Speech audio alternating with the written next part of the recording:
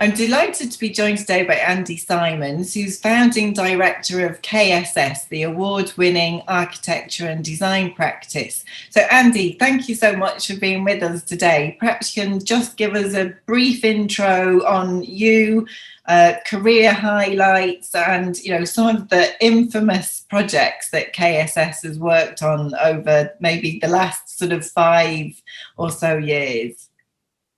Oh, wow, that's a pretty, well, great to be with you, albeit, of course, remotely. It's a pretty broad scope you've given me there. You've said who I am, that's great. Yes, obviously, we are still very much in play, celebrating our 30th year together with the original founding partners, David and I, still in play, still working hard. Well, we are still very much in the sports business, as you're well aware. It's an ever-increasing part of what we do. We're massively into stadiums and more recently training centres. They are by far the next big thing that football clubs are focusing on. I think we're doing as many training centres as we are stadiums now. They're two parallel flows. And in fact, most clients, if we've started with one, we'll end up doing the other and vice versa. So they're very much a partnership of projects for our clients. Highlights, well, the last 5 years alone have seen huge strides forwards in both attitudes and outcomes in both. As you know, a lot of concentration on this fan experience we talk a lot about in stadia. But for us, I think the completions in training centres probably defining more where the real shift in intellectual thinking and the shift in approach from the clubs is going, as they realise that the engine room of their success on the pitch is utterly defined by the training centre, the Monday to Friday. I think I've spoke to you before about how the stadium is massively important, of course, as the showcase, but when you're only there once every 2 weeks or so, then really what matters is how are you training, preparing, recovering, prepping your greatest potential, all the strategies, the tactics, the team talks. That is all really based around the training centre. That's the home and heart of the game for most players and the managers. And they've really begun to realise that the most excellent facilities in that respect are driving success on the pitch for sure. And obviously, sort of on that note, I know you just recently, I don't know whether they're officially, I don't think they've had their official opening, but I know both the Liverpool training centre, the AXA training centre, and then obviously Leicester City's training centres are both now officially open for the players, not necessarily had their grand opening. But how was it, delivering these projects when the last sort of 10 months of the projects were in the middle of a pandemic? Well, I mean, credit to my colleagues that worked directly on those, but to be honest, there were two awesome projects in their own right, but for the team and the contractor to have pulled them off to a completion of the quality that they've done, and in the timing, I mean, barely any delay, was phenomenal. They worked through the COVID lockdowns. They carried on through. The AXA Training Centre is a first team and under 23 for Liverpool, which just is a complete benchmark for them without a doubt. They've moved out of Melwood. They're in there now.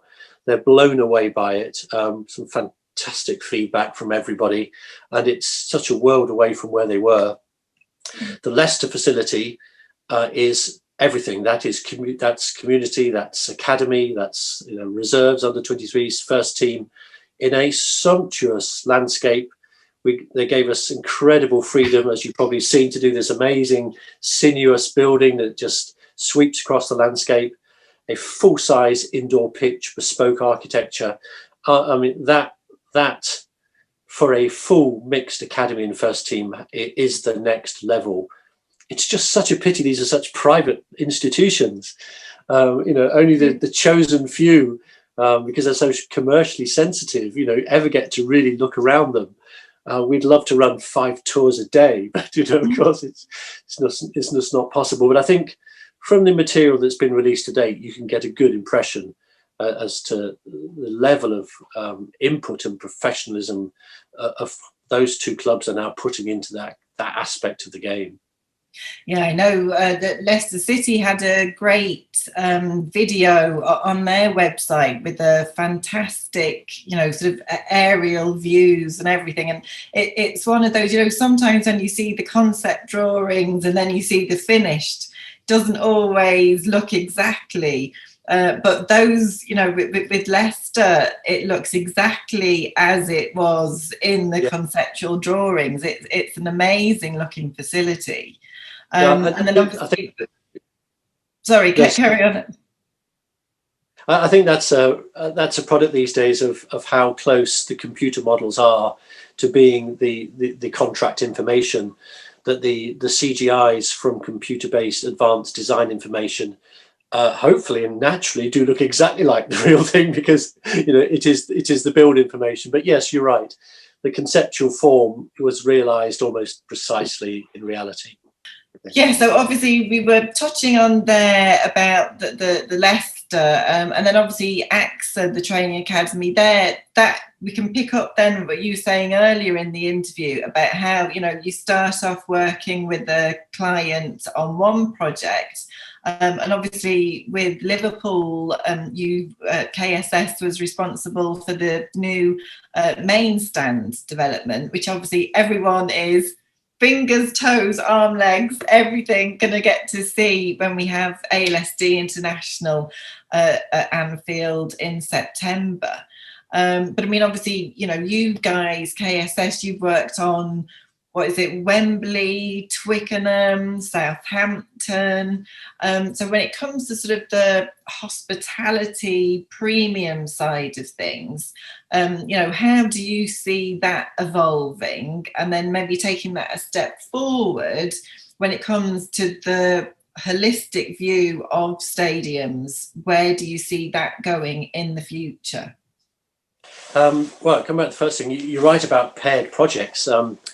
We've just completed the Crystal Palace Academy, which was sort of under the radar compared to these, the mega completions of Liverpool and Leicester. But that, of course, is partnered with the new West Stand. We did the Brighton Stadium, we did the Brighton Training Centre, and so on and so on. And yes, you're right, we completed the AXA Training Centre for Liverpool, but the next step, of course, is the Anfield Road Stand for the much long-awaited 60-plus capacity and to take Anfield to the next level again. It just keeps going, which is fantastic. Where is hospitality going? I think the question is, where is everything else going? I think we are, if we mention the C word, the post-COVID world, we are entering a new reality, but what we've got is a reality check that everyone's had about how they feel about engaging in football now and engaging in it personally and what they want from that. I think when people get the opportunity to go back to a stadium, their attitudes will have changed, and I think their expectations will have risen. It's a tricky one because quite a lot of people won't even now be able to afford that season ticket that they could before. And I think it's the club's obligation to somehow maybe do something about that. Maybe there's a price point adjustment, but people will have got very used to not going to football. There's always going to be a hardcore of fans that, even if they know they're going to get absolutely spanked by Manchester City, but they'll still turn up and support the team come what may on a cold February, because that's what they do. But there's a number of fans, I think, that either buy a season ticket and won't turn up for that because they can't be bothered, or just may not want to bother anymore, which is an amazing thing to say. But I do think there's been a mindset change. The sofa risk, the staying on the sofa risk, I think has increased. So the hospitality market is always going to be there.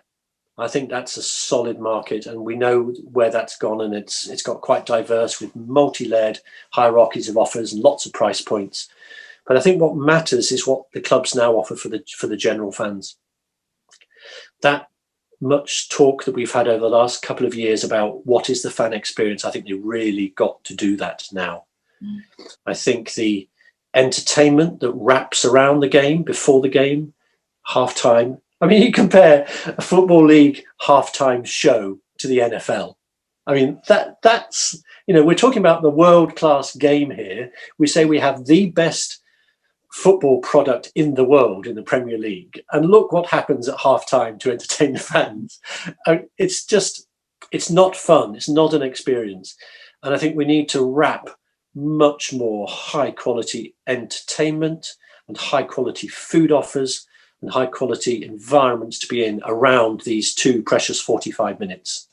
They're still precious, and I'm a big advocate of the pure football experience, but boy, do we need a better wraparound engagement if we're going to get people back in numbers, happily paying these prices. So you foresee it's going to be a whole, we perhaps don't necessarily have the weather that they have in America to do, all the tailgate parties and things like that. But you think there's going to be a whole sort of production element to sort of like to bring a live event almost to we can deal with our weather. I mean, that's just about creativity of the structures and how we deal with it, but the lack of live high quality entertainment, be it music or dancing or marching bands or there was one person in an NFL game where they were throwing a frisbee the entire length of the pitch, and they only released their dog at the far end, and the dog tore across, leapt in the air and caught it.